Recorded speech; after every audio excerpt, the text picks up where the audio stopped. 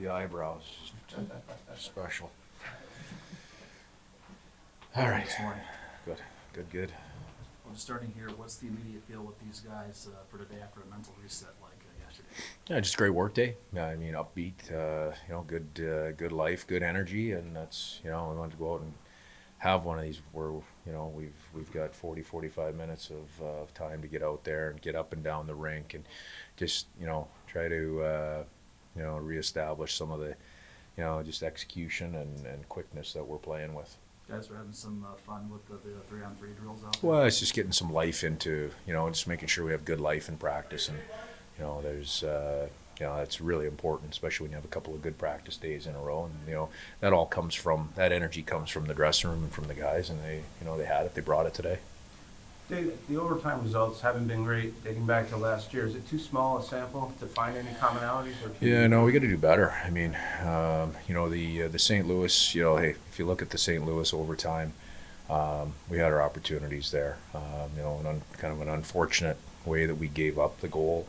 We made a mistake when we ended up screening our own goaltender. Really not, and it was off of a quick turnover it was just a bounce of the puck, right?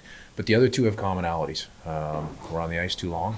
We're taking one more stab at the offensive side instead of making a good decision to make a change with possession of the puck and reset it when we don't like what we see. Just forcing it a little bit too much. And that, in 3-on-3, that's it's usually a mistake like that'll come back to haunt you, or for sure will create an opportunity again. So that's an area that we have to grow in, and that's we played the small area 3-on-3 game that we played today may not have looked like it, but there's a real purpose to it, and it's it's all part of some of the little things that we need to do better 3-on-3. What is the big purpose to teach them to recognize opportunities when they're there? No, today there was, several different built-in pieces from, being able to change with the puck, and, not change when, it's a possession game. So there's a lot of little pieces built into it. But 3-on-3 is something that grows with chemistry, and no question about that. You can have some basic rules and some basic systematic looks that you want to put in place, but it grows with chemistry as well. And we need to continue growing there. Those are important points. Dave, how do you design a practice? How do you pick what areas of the game to focus on and what drills to use to do that?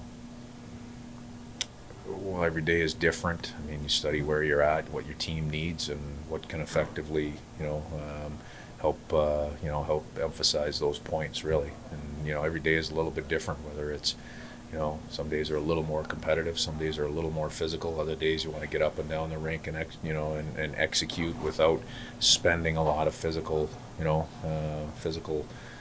energy. It all depends. It's hard to have a practice like we had today if you're playing every second day.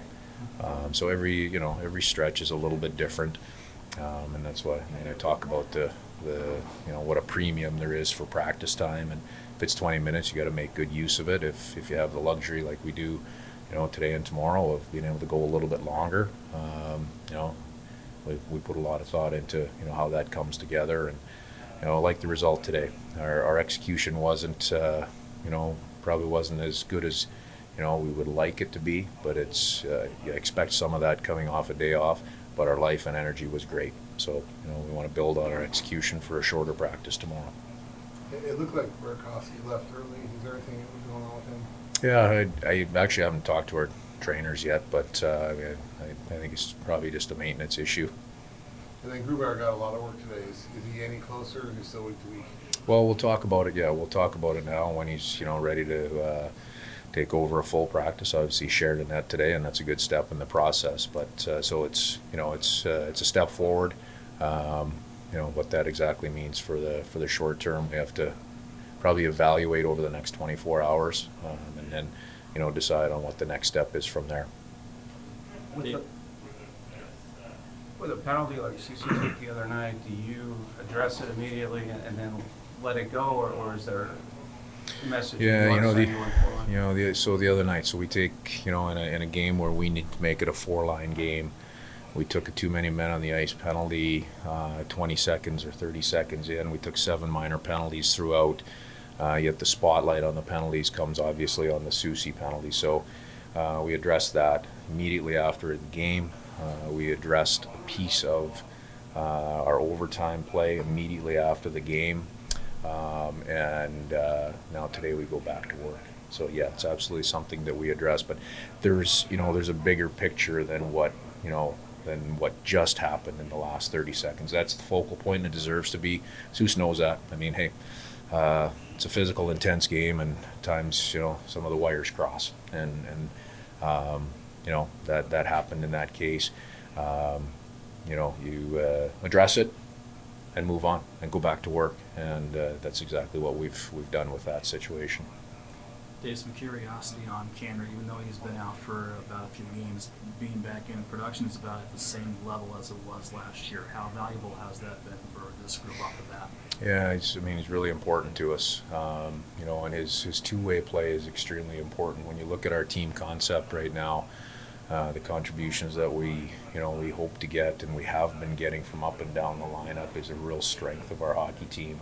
And he's a big piece of that puzzle. He's obviously an really effective player for us and a really important player on the power play, in the spot that he plays in.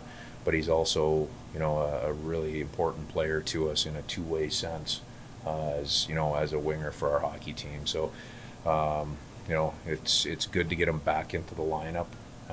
He looked a lot more like himself last game, even though it was a little bit limited in terms of minutes. The number of times that we had any sequences where we got our lines out there back to back and were able to run them through 5-on-5 was pretty limited. But I thought in the short number of opportunities that we did have and that he had, I thought he had a pretty solid night. Using him in different spots, you see any long-term potential putting him back again with Evs and Maddie?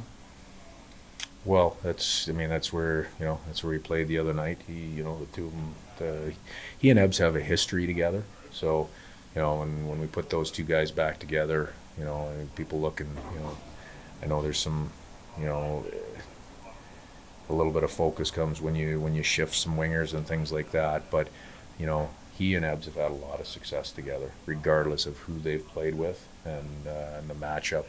The pairing with Maddie up the middle there makes a lot of sense. And like I said, we didn't get him out there often enough, probably fresh enough in a lot of those scenarios, coming off of the amount of specialty teams what they were, but the small sample size looked pretty good.